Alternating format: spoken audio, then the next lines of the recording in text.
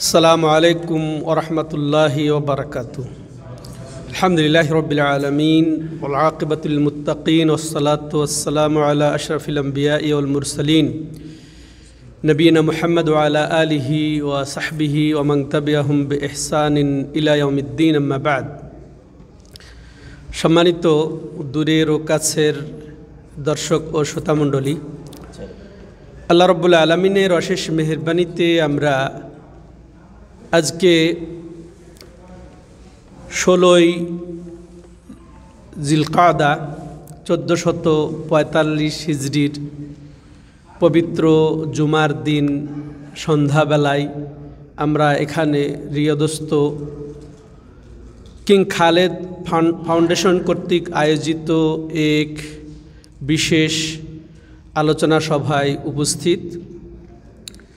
তো আল্লাহর মেহেরবানিতে আমরা এখানে মাশাআল্লাহ বিভিন্ন শায়েখ মাশায়েখের এখানে আগমন উপলক্ষে আমরা সমবেত হয়েছি, আমরা উপকৃত হব। তো এই সন্ধিক্ষণে আজকে সংক্ষিপ্ত আকারে যে বিষয়ে আমি বলতে চাচ্ছি, এটা জরুরি বিষয়, সেটা হচ্ছে কি যে সত্যিকার হকপন্থী দল কোনটি, এটা আমরা সংক্ষিপ্তভাবে চিনব, জানব, বুঝব এবং এই হকপন্থী দলকে খুঁজে বিশ্বের যে কোনো জায়গায় আমরা থাকি না কেন তাদের অনুসরণ করব। তো আসেন আমরা সময় ক্ষেপণ না করে, ভূমিকা লম্বা না করে আমরা সরাসরি আলোচনা যাই যে সরাসরি রাসূলুল্লাহ সাল্লাল্লাহু আলাইহি সাল্লাম এই মর্মে কি বলেছেন। হকপন্থী যে একটা দল রাসূল সাল্লাল্লাহু আলাইহি সাল্লাম থেকে শুরু হয়ে একের কিয়ামত কাল পর্যন্ত প্রতিটা যুগে যুগেই যে একের বলবৎ থাকবে, স্থায়ী থাকবে, অটল থাকবে, এই দল একেবারে থাকবে, নিশ্চিহ্ন হবে না, ছিল, আছে, থাকবে। তো এই দলের আমরা সংক্ষিপ্ত পরিচয় জানব এবং এরই আনুগত্য করার চেষ্টা করব, এরই আমরা সাথে থাকব। সম্মানিত দর্শক ও শ্রোতা মণ্ডলী, আল্লাহ রাসূলুল্লাহ সাল্লাল্লাহু আলাইহি সাল্লাম বলেছেন যে হাদিসটি ইমাম মুসলিম তার সহিহ মুসলিমে বর্ণনা দিয়েছেন। সাওবান রাদিয়াল্লাহু তাআলা আনহু বলছেন যে রাসূলুল্লাহ সাল্লাল্লাহু আলাইহি সাল্লাম বলেছেন, লা তাজালু তায়ফাতুম মিন উম্মতি যাহিরিনা আলাল হক লা ইয়াদুররুহুম মান খাযালাহুম হাত্তা ইয়াতি আমরুল্লাহ ওয়া হুম কাযালিক। কোন বর্ণনায় এসেছে যে একটা দল, একটা ছোট্ট দল, এটা একেবারে কন্টিনিউ থাকবে, চলমান থাকবে কিসের ওপরে? হকের ওপরে।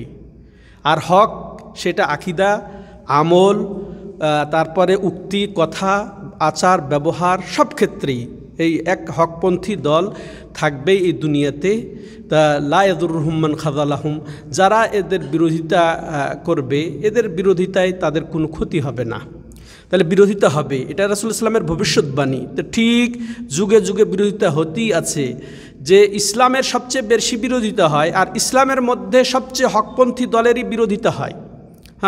এমন কি ইসলামের নামে যত দল আছে এ বিশ্বে, এদের সাথে ভর করে, এদের ঘাড়ের ওপরে ভর করে অমুসলিমরা তারাও বিরোধিতায় লিপ্ত আছে এই হকপন্থী দলের। কিন্তু রাসূলুল্লাহ সাল্লাল্লাহু আলাইহি ওয়াসাল্লাম কি বলছেন? এই বিরোধিতা তাদের কোনো ক্ষতি হবে না। লা ইয়াদুররুহুম মান খাযালাহুম ওয়া হুম কাযালিক, এমন তো অবস্থায় থাকবে এবং কিয়ামত এসে যাবে এই দলের এই আকীদার উপরে, এই আমলের উপরে, এই অকাট্যতার উপরে। এখন এরা কারা? তারা তো এই দলের পরিচয় দিতে গেলে আবার চলে যেতে হয় আল্লাহ রাব্বুল আলামিন কোরআনে পাকে যেটা বলছেন সূরা তাওবার 100 নম্বর আয়াতে, যে ওয়াস-সাবিকুনাল আউয়ালুনা মিনাল মুহাজিরিন ওয়াল আনসার ওয়াল্লাযীনা ইত্তাবাউহুম বিইহসানির রাদিয়াল্লাহু আনহুম ওয়া রাদু আন। তো ইলা আখিরিল আয়া, যে আল্লাহ রাব্বুল আলামিন বলছেন ওয়াস-সাবিকুনাল আউয়ালুন মিনাল মুহাজিরিন ওয়াল আনসার, যে যারা অতিবাহিত হয়ে গেছেন, ইতিপূর্বে যারা প্রথমে অতিবাহিত হয়ে গেছেন, কারা তারা?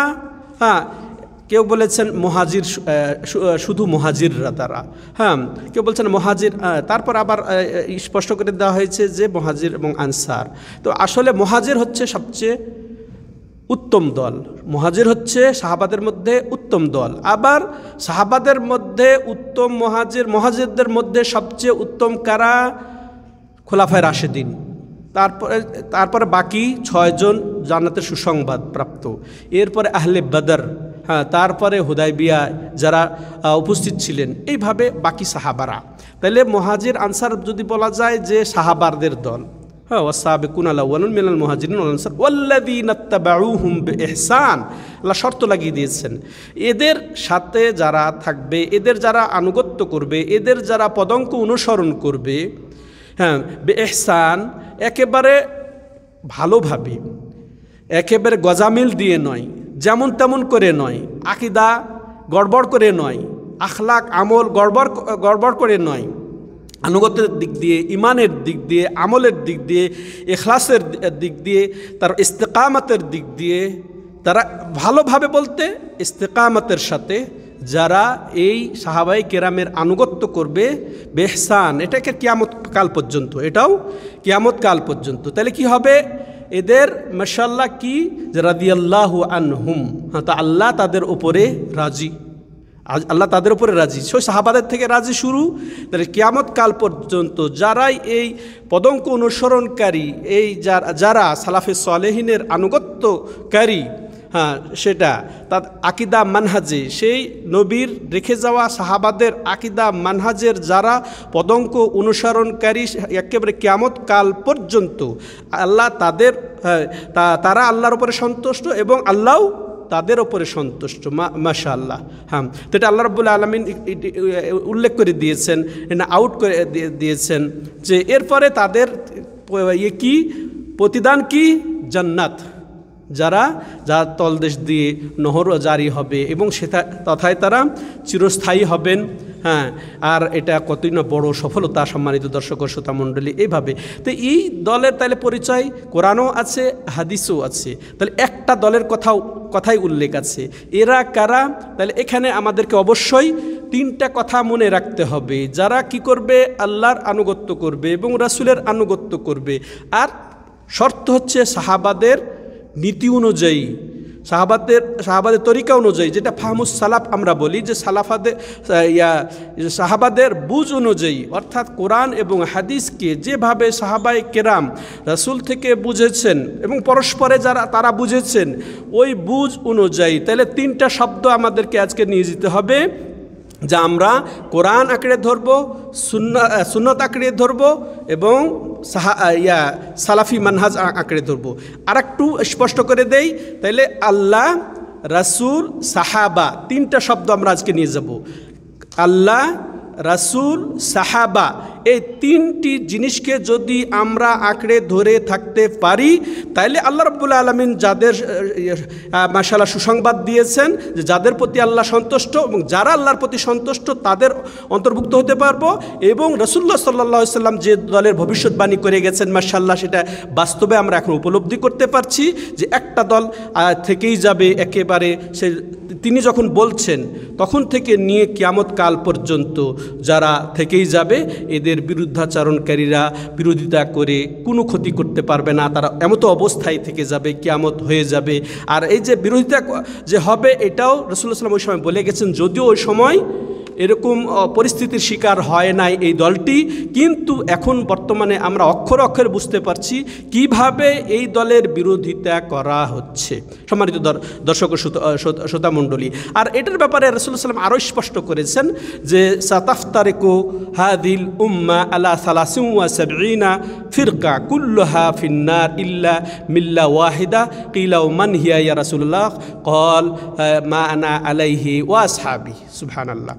আর অন্য রিওয়ায়াতে আছে মা আনা আলাইহি আল ইয়াউম ওয়া আসহাবি, যে আমার এই উম্মত 73 দলে বিভক্ত হবে, প্রত্যেকেই যাবে জাহান্নামে একটি দল ছাড়া।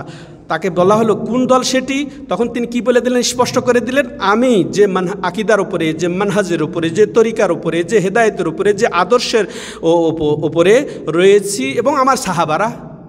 তাহলে একটাই কিন্তু তা আল্লাহ প্রদত্ত, রসুল প্রদর্শিত যে আকীদা মানহাজ, মাশাআল্লাহ, সাহাবায়ে কেরাম পেয়েছেন। তো ঠিক ওই আকীদা মানহাজে যারা কিয়ামত কাল পর্যন্ত, দেখেন ওই আয়াত আল্লাহ বলছেন যে বেহসান, হ্যাঁ, যারা ইত্তেবা করবে এই সাহাবায়ে কেরামের একেবারে যথাযথভাবে আকীদা, আমলে, ইস্তেকামতে, তাদের দিলটাও, তাদের অন্তরটাও, তাদের ইমানেও ইস্তেকামত মুস্তাকিম হবে, তাদের মুখেও তারা মুস্তাকিম, কথাতেও তারা মুস্তাকিম হবে, আমলেও তারা মুস্তাকিম হবে, তারা অটল থাকবে সেই আকীদা এবং মানহাজে।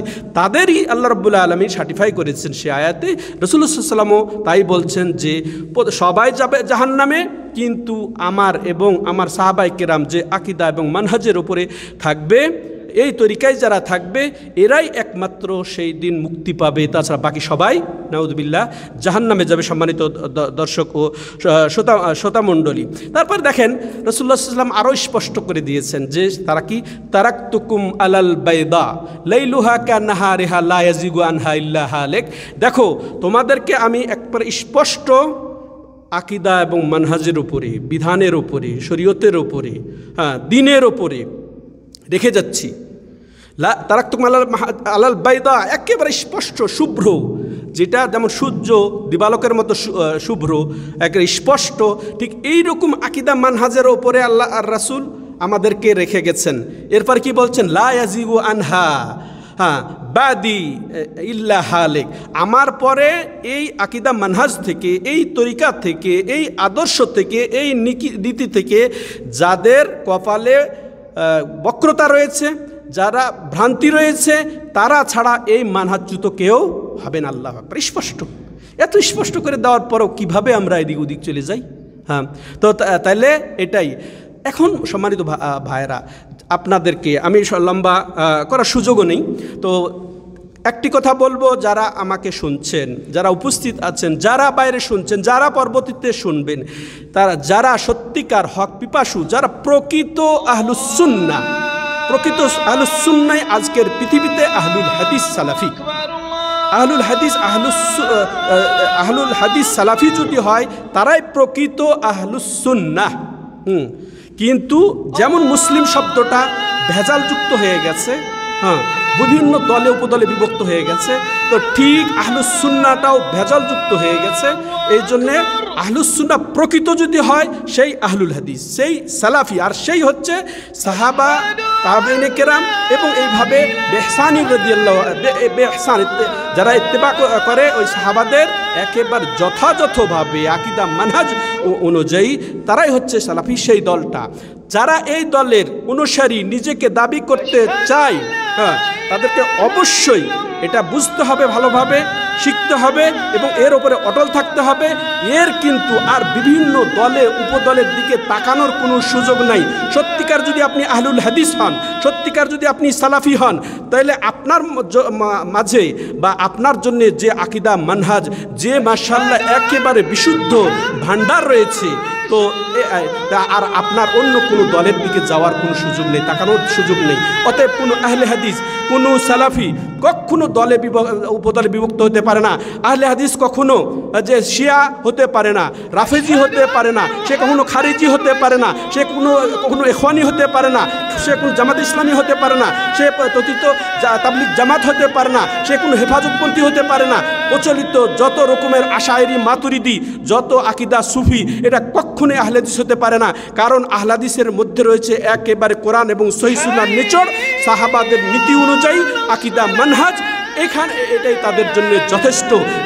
যার অন্তরে বক্রতা রয়েছে, যার মধ্যে অসুস্থতা রয়েছে, রোগ রয়েছে, সে দলে, বিভিন্ন দলে তাদের কোনো কিছু একটু দেখে, যে তাদের শৃঙ্খলা দেখে, তাদের যশোদা দেখে, কোরআন পড়া দেখে, তাদের এই যে বিভিন্ন আচার ব্যবহার বা আদব আখলাক বাহ্যিক এগুলো দেখে ওদিকে ছুটবে যে এরাই ভালো, এরাই ভালো, এই মনে করে চলবে। তাদের আসলেও ভিতরে রোগ আছে, যার কারণে তারা ওইদিকে ভ্রুক্ষেপ করবে। সম্মানিত দর্শক ও শ্রোতামণ্ডলী, এরপরে বিপরীতে আমি আরেকটি আহ্বান জানাবো, যারা জামাতে আছেন, যারা ইখওয়ানি, যারা মানহাজে আছেন, যারা তাবলিগ জামাতে আছেন, তারা আপনাদের নিয়ে ওটা সন্তুষ্ট আছেন। আপনার ভালো করে সঠিক আকীদা, আমল, মানহাজকে গবেষণা করুন।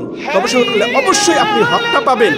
আর আপনাদের প্রয়োজন নেই, যারা আহলে হাদিস আপনারা জানেন, যারা সালাফে মানহাজে আছে, এদেরকে টোপ দিবেন না, অনুগ্রহ করবেন।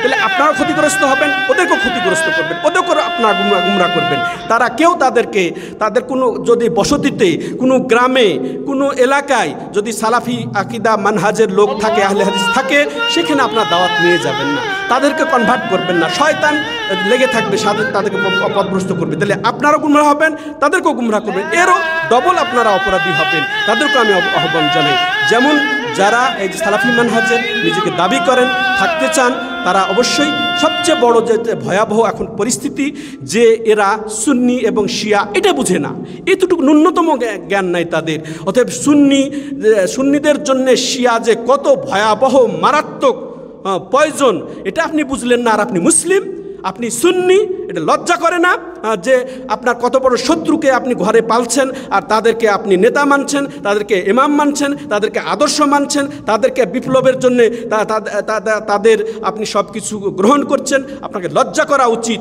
যে শিয়া সম্পর্কে স্পষ্ট এখন যে যার বর্তমান যারা ইরানের শাসক গোষ্ঠী, এরা কাফের হওয়াতে কোনো সন্দেহ নাই, কোনো মুসলমানের কোনো সন্দেহ নাই। শিয়াদের মধ্যে নানা ভাগ, নানা দল উপদল যেমন সুন্নিদের মধ্যে আছে, ওদের মধ্যে হলেও শুধু একটি দল, আমি সময় নেই, একটি দলের কথা বলবো, সেটা জাইদিয়া ফিরকা।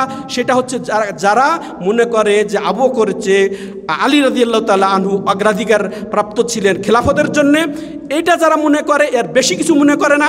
কোরআনকে তারা বিকৃত মনে করে না, সাহাবাদেরকে যারা গালি দেয় না, যারা আল্লাহর বিরোধিতা করে না, কোরআনের বিরোধিতা করে না, যারা হাদিসের বিরোধিতা করে না, যারা মাশাআল্লাহ রসুলের রেখে যাওয়া শরীয়তের আকিদা মানহাজের বিরোধিতা করে না, এরাই শুধু মুসলিম। এদেরকে কাফের বলে নাই কেউ। কিন্তু এছাড়া বর্তমানে যে তিনপন্থী যে শিয়াদের মধ্যে যারা ইমামিয়া, যারা ইসনা আশারিয়া, যারা বাতিনিয়া, তার মধ্যে যারা খুমাইনিয়া, যারা ইরান শাসন করছে, এরা মুসলমানদের ঐক্যমতে এরা কাফের। কারণ কি? প্রথম যে এরা এই বর্তমান কোরআনকে এরা কিভাবে মুসলিম হতে পারে? আপনার সমস্ত সাহাবাকে শুধু মনে করে আলী রাদিয়াল্লাহু তাআলা, হোসেন হাসান রাদিয়াল্লাহু তাআলা আনহু, তার ফাতেমা রাদিয়াল্লাহু আনহা, তারপরে আম্মার বিন ইয়াসির, তারপরে আবু যার গেফারি, এই হাতে গুনা কয়েকজন সাহাবা ছাড়া বাকি সবাইকে যে কাফের বলে, কাফের বলার অর্থ কি জানেন? কোরআন হাদিস সবটাই হচ্ছে এখন বাতিল হয়ে গেল। কাদের কাছ থেকে আপনি কোরআন পেয়েছেন? ওসমান রাদিয়াল্লাহু তাআলা আনহু, কাতেবে ওহি আলী রাদিয়াল্লাহু তাআলা আনহু ছাড়া কে? ওসমান রাদিয়াল্লাহু তাআলা আনহু, তারপরে উমর রাদিয়াল্লাহু তাআলা আনহু, আবু বকর রাদিয়াল্লাহু তাআলা আনহু, এগুলা যায়েদ বিন সাবিত রাদিয়াল্লাহু তাআলা আনহু, এগুলা যদি কাফের হয়ে যায়, কোরআন আর হাদিস থাকলো? একটা হাদিস, দুটা হাদিস অস্বীকার করার কারণেই মৌলানা মওদুদিকে কওমি ঘরানার দেওবন্দিরা কাফের বলে, হ্যাঁ, দাজ্জালের হাদিস অস্বীকার করার জন্য, এরকম কিছু হাদিস অস্বীকার করার জন্যে। আর আপনার বুখারী, মুসলিম, তিরমিজি সব হাদিসকে আর অস্বীকার করছে। কোরআনও তাদের কাছে বিকৃত, তাদের কাছে 90 পারা কোরআন, আর তারা আপনাদের কাছে মুসলমান হয়ে গেল। তাদেরকে আপনি দিবেন, তাদের মৃত্যুতে আপনি তাদেরকে রাহিমাহুল্লাহ বলবেন, তাদের জান্নাতের আশা করবেন, তাও মাকামে একে জান্নাতুল ফেরদাউসের উঁচা মাকাম কামনা করবেন। আপনি মুসলিম, আপনাকে লজ্জা করে না? আপনি মুসলমান দাবি করেন, আর সমস্ত সুন্নিকে নিধন করছে। ইরানে একটা আহলে সুন্নাত আল মসজিদ নেই, আর কোথা যেখানে নেই সবকে নিধন করছে, মিডল ইস্টকে দখল করে সুন্নিকে নিধন করার পায়তারা চলছে। আর ওরাই আপনাদের জন্য আদর্শ, ওরাই হচ্ছে আপনাদের দোয়ার হকদার। আর যারা প্রকৃত আহলে হাদিস, আহলে সুন্নাহ, যারা প্রকৃত তাওহীদপন্থী, ওরাই হচ্ছে আপনাদের কোপানলের শিকার, এরাই হচ্ছে আপনাদের ঘৃণার পাত্র। আল্লাহ আমাদের সবাইকে বুঝার তৌফিক দান করেন, ওদেরকে হেদায়েত দেন। আল্লাহ রাব্বুল আলামিন হাযা হুয়া ওয়া সাল্লাল্লাহু আলা নবিনা মুহাম্মদ ওয়া আলা আলিহি ওয়া সাহবিহি আজমাইন। সুবহানাকাল্লাহুম্মা বিহামদিকা আশহাদু আল্লা ইলাহা ইল্লা আনতা আস্তাগফিরুকা ওয়া আতুবু ইলাইক।